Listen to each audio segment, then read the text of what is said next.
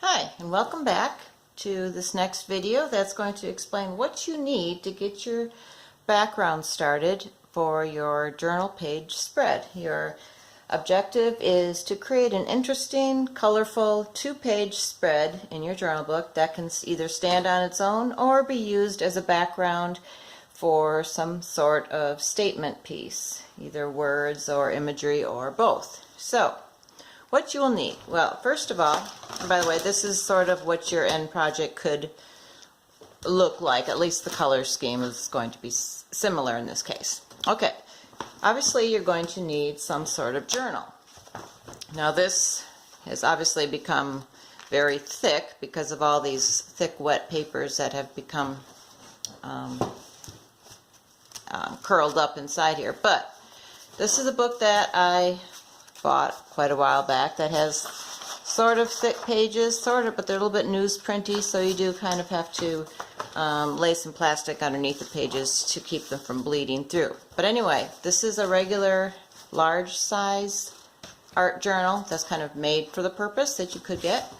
They also make them in a smaller size, and this one, I don't know what the brand is, Strathmore or something like that, and it's got much thicker pages, more like watercolor, and they go by a certain pound count is how you measure the thickness of your papers in art. But anyway, so this is more of a watercolor paper, and it's nice, especially smaller size can be less intimidating, and just nice for traveling as well.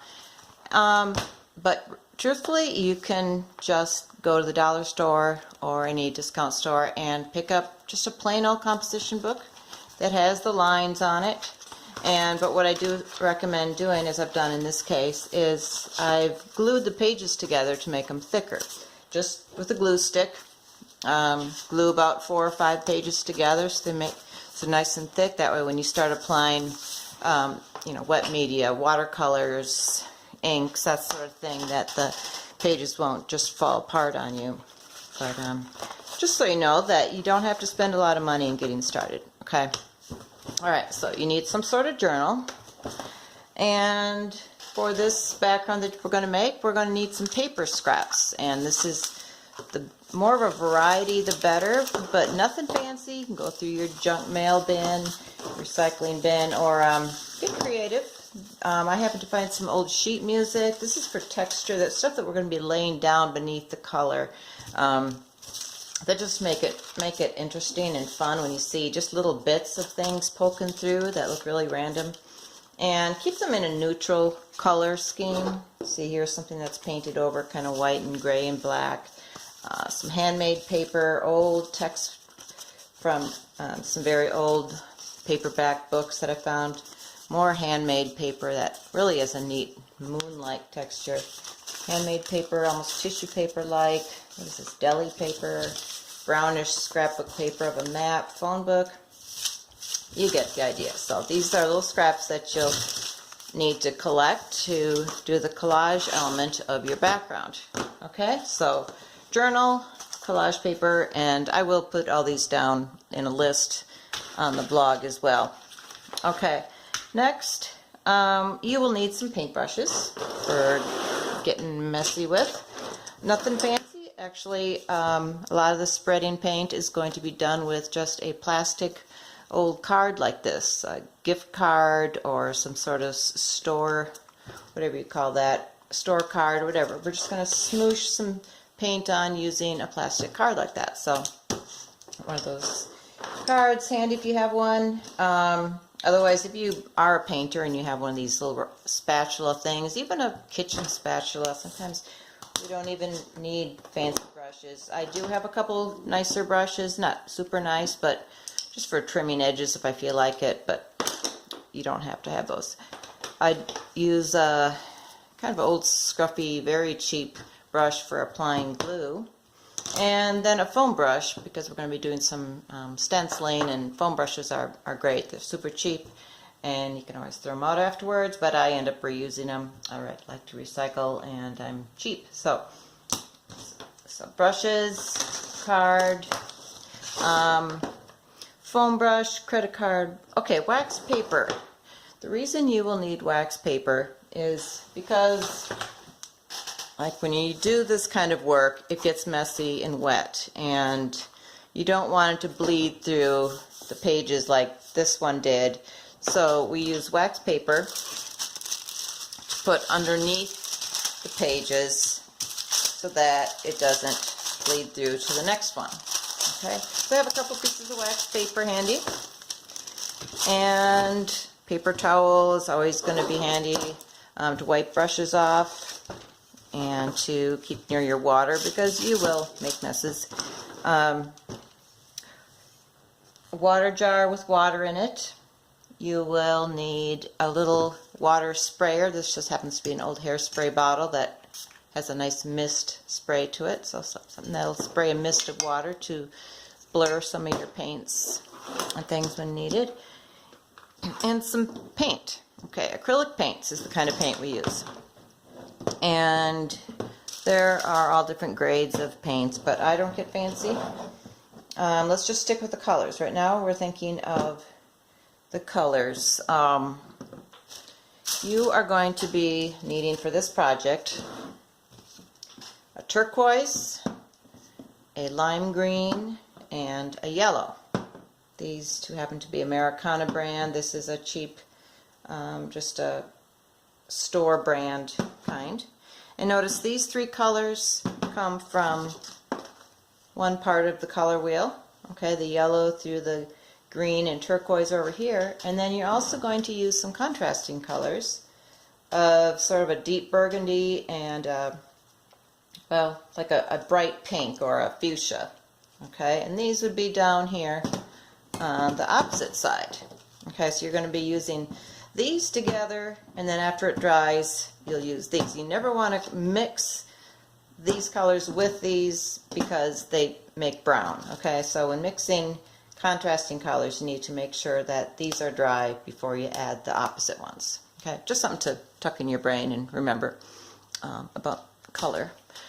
Okay, and that was free. You will need some black ink. This is India ink. You're just going to be using it as a splash to make a splash of ink here and there. And this one has a dropper already in it, which is great. You can also use acrylic ink. Be able to just drop it somehow on your journal page, and you'll see how that goes when we get to it. Next, a black watercolor crayon. You buy these in a set. This is super cheap. I got these at Five Below store. You know, you can color on something and then get it wet, and it makes a nice watercolor type of paint, and you can smudge it, and they're real fun to work with. This is called Creamy Crayon by Alex that I got a set with in the kids craft area at Five Below. Okay, next, gesso. We love gesso. Gesso is a very thick white paint, and mine's almost gone. That's why it's upside down. And you use it. Well, first of all, it's great for covering up mistakes, but in this project also we will be using a little bit lightly to prepare a place on the journal page to place your focal point image or your words. So after all, we put all the color on, we use a little bit of that just to prepare an area. And it's great for preparing pages. Like if you did use a cheaper notebook like this, you could use some of the gesso on it to prepare the page for the ink. It gives it kind of a tooth or an edge to it so that the paint sticks better. So gesso is your friend, and that might be maybe the more expensive item you might have to buy, maybe $8 for a big bottle like this, but it's worth it. Lasts for a long time. Next is either Mod Podge, or I ran out of my Mod Podge. I just use a cheap white glue and I water it down a little bit for gluing on, like these collage papers. You want it to be a watery subsistence for doing that. Next, some stencils. You can either get them in the paper craft and stamping area of the craft store, or some of these were from a kids crafting section. Some of these random stencils, or you can make your own. These are all just for patterns. So this is an old dish mat, okay, just a plastic thing that I cut just a small corner out of it, and you sponge the paint through the tiny squares, and voila, you got a pattern. This is some kind of packaging that I rolled on some white paint and made a pattern on it. So, you know, be creative, find some things that will give you texture in the form of a stencil type of thing.